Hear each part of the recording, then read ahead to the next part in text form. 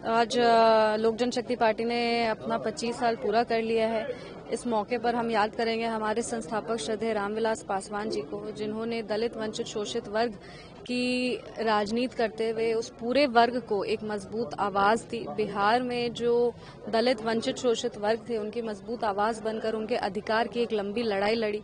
इस मौके पर हम याद करना चाहेंगे हमारे राष्ट्राध्यक्ष श्री चिराग पासवान जी को, जिनकी विचारधारा बिहार फर्स्ट, बिहारी फर्स्ट ने हर बिहार वासियों को आत्मसम्मान और गौरव से भर दिया है।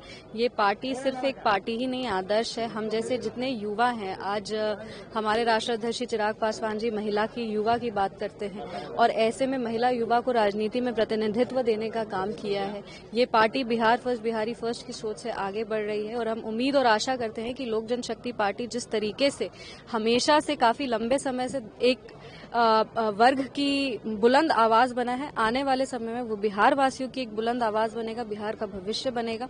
और जिस मजबूती से हम लोग आज काम कर रहे हैं, इससे ज्यादा मजबूती से हम लोग आने वाले समय में काम करेंगे। इलेक्शन कमीशन पे सुप्रीम कोर्ट ने एक वर्डिक्ट दिया है, जिसमें उन्होंने कहा है कि एसआईआर जो बिहार में हुआ पूरी तरीके से सही प्रक्रिया हुई है, तो उसका जिम्मेदार इलेक्शन कमीशन कैसे हो सकता है?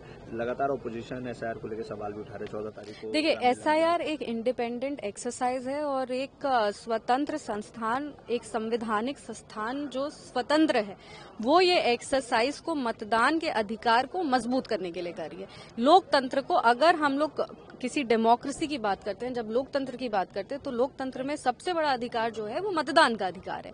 ऐसे में अगर मतदान के अधिकार को भारत के नागरिक के लिए मजबूत किया जा रहा है, उसको ट्रांसपेरेंट किया जा रहा है, उसको डॉक्यूमेंट किया जा रहा है, उसको एक प्रोसेस की तरीके में लाया जा रहा है, तो ये तो एक अच्छी चीज है ना। ये तो लोकतंत्र को मजबूत करने की काम है। ये तो हमारा जो अधिकार है मतदान का, वोटिंग राइट है, उसको मजबूत करने का बात है।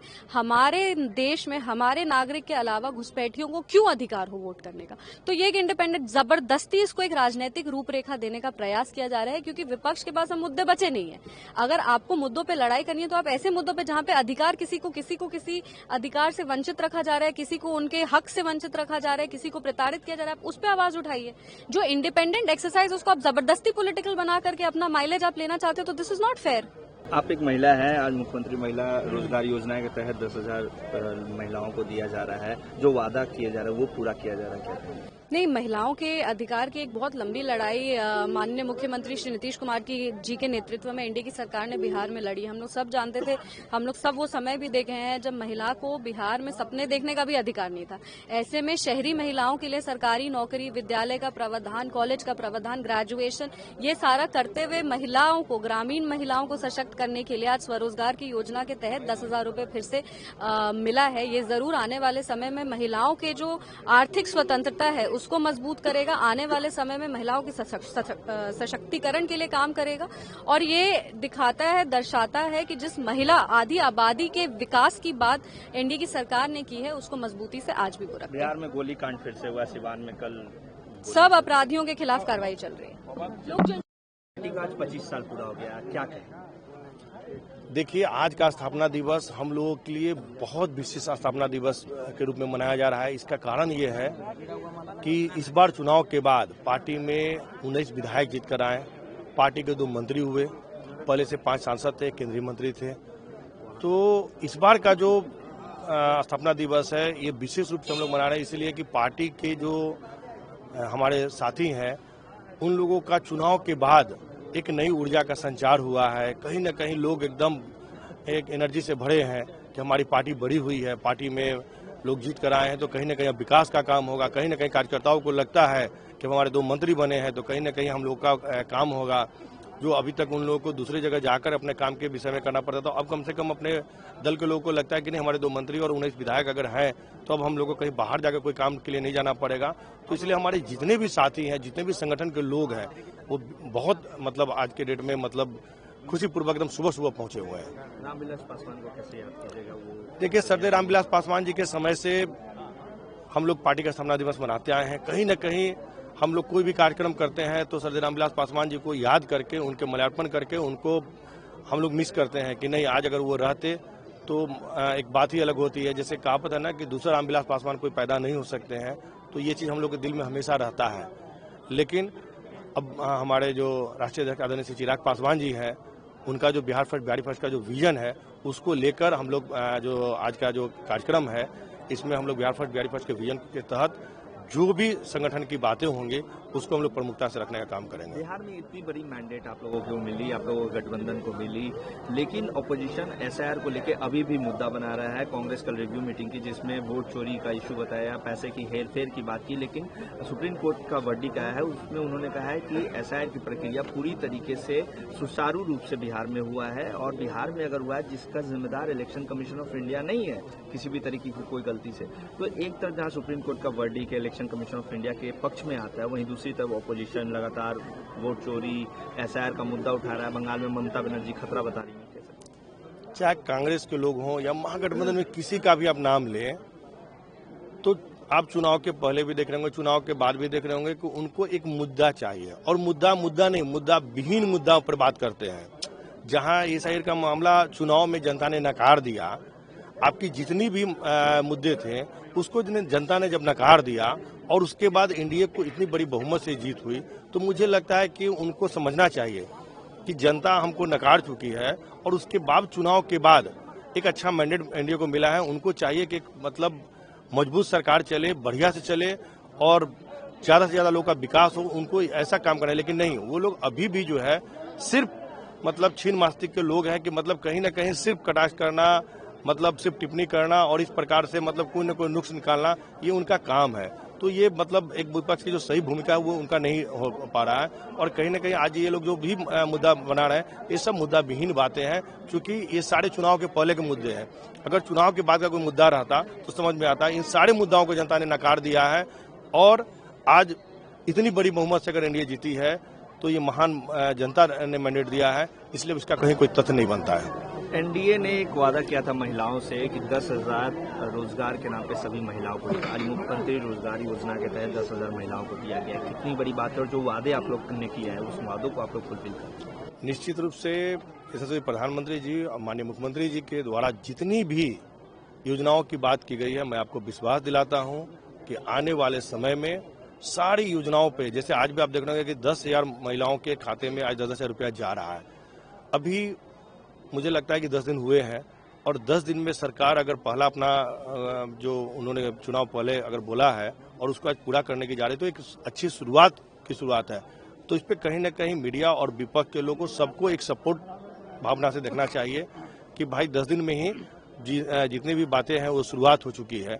तो कहीं ना कहीं मुझे लगता है कि आगे आने वाला समय जो है वो जितने भी हम लोगों ने घोषणा की है वो सब धरातल पर उतरने का काम होगा। भवन निर्माण पुल निगम के द्वारा लालू परिवार के आवास 10 सर्कुलर रोड को भी खाली करने का आदेश दिया गया है।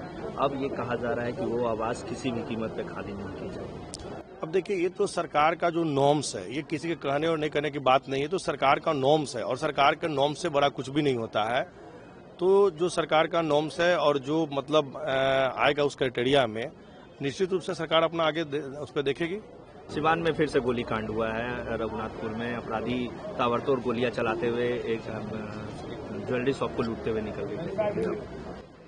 शायद उन लोगों को पता नहीं है कि अभी हमारे माननीय मुख्यमंत्री जो गृह मंत्री का चार्ज में आए हैं उनको अभी पता नहीं है। आने वाले समय में मुझे लगता है within a week Bihar में क्राइम नाम का चीज मैं आपको विश्वास दिलाता हूं कि नहीं होगा, क्योंकि उनका जो अभी जो उन्होंने रोड मैप तैयार किया है बस उसको एक सप्ताह के अंदर वो धरातल पर उतारने जा चुके। हमारी परसों मुलाकात हुई थी, उन्होंने जो अपनी बातों को रखा है तो मुझे ऐसी जानकारी है कि एक सप्ताह के अंदर जब जैसे वो धरातल पर उतरेगा उसके बाद इन लोगों की कोई खैर नहीं होगी। और जितने भी हैं एक सप्ताह उन लोगों को जो करना है कर ले, एक सप्ताह के बाद उन लोगों की कोई खैर नहीं होगी। चाहे कोई भी माफिया हो, गुंडा हो, मवाली हो, कोई भी हो, कोई बच नहीं पाएगा, क्योंकि उनके पास जो है वो सारा डेटा वो कलेक्ट करवा रहे हैं और सारे की संपत्ति जब्त होगी, तब उन लोगों को पता चलेगा कि माफियागिरी क्या होता है।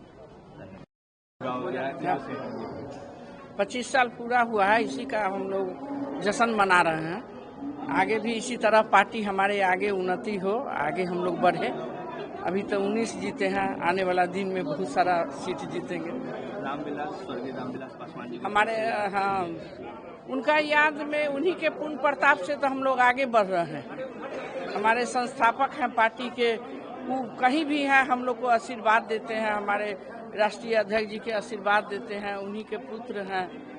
आप देखिए रहे हैं कि उन्हीं के तरह तेज ऊर्जावान है, अपना काम करते हैं, जनता के दिल में रहते हैं, इसलिए इतनी बड़ी जीत भी हुई। चिराग पासवान को और आगे कहाँ देख रही है बीना देवी? हम लोग आगे देख रहे हैं, आने वाले हमारे बिहार के भविष्य है हमारे चिराग पासवान। मुख्यमंत्री के रूप में देख रही हूँ? हाँ, आने वाला दिन में जरूर बनेंगे। युवा है, बहुत अभी मौका है उनको आगे बढ़ने का। 25 साल पूरा हो गए, कैसे देख रहे हैं?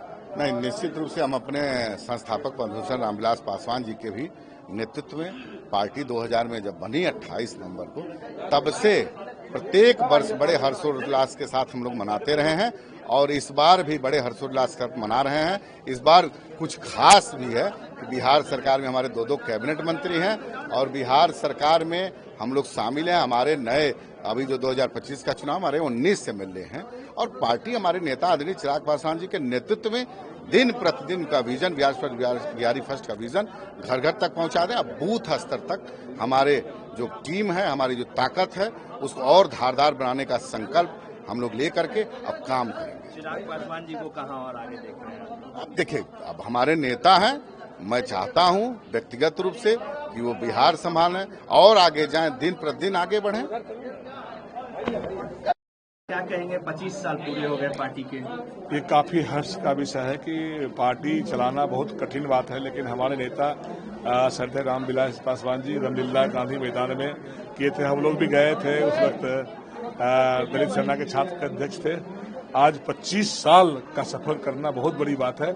आज काफी हर्ष का विषय है कि हम लोगों ने कई उतार चढ़ाव देखा है और पूरे प्रदेश में आज स्थापना दिवस मनाया जा रहा है पार्टी का। पूरे राष्ट्र में भी मनाया जा रहा है, दिल्ली में भी मनाया जा रहा है। हम सब कार्यकर्ताओं के बीच काफी हर्ष का विषय है। कल हमारे एक भी विधायक नहीं हुआ करते थे, आज हम लोग 19 विधायक हैं।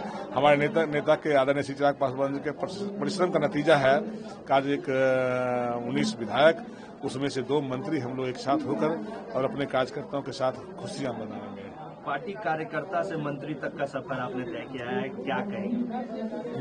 मैं इसका साक्षी हूं कि पार्टी जब बनी थी, जब से शुरुआत हुई थी, उससे पहले दलित सेना के हम छात्र के जिला अध्यक्ष हुआ करते थे बेगूसराय का, तो लगातार कई सफर हम लोगों ने तय किया और 25वां साल एक साधारण कार्यकर्ता को आज 28वें साल में एक इतना बड़ा मौका मिला। हमारे नेता आदरणीय श्री चिराग पासवान जी ने हमको चुनाव लड़ाया, विधायक बनाया, मंत्री बनाया। मैं अपने नेता के चरणों में शीश झुकाकर प्रणाम करता हूं। उन्होंने एक संदेश देने का काम किया। हमारे नेता पर कई बातें हुआ करती थी कि टिकट का ये उधर होता है, लेकिन हमारे नेता ने संदेश देने का काम किया कि एक साधारण कार्यकर्ता को विधानसभा भेजकर मंत्री बनाकर कि कार्यकर्ता धैर्य और परिश्रम और नेता के प्रति निष्ठा रखेंगे तो कल कोई संजय बनकर विधायक और मंत्री बन सकता है।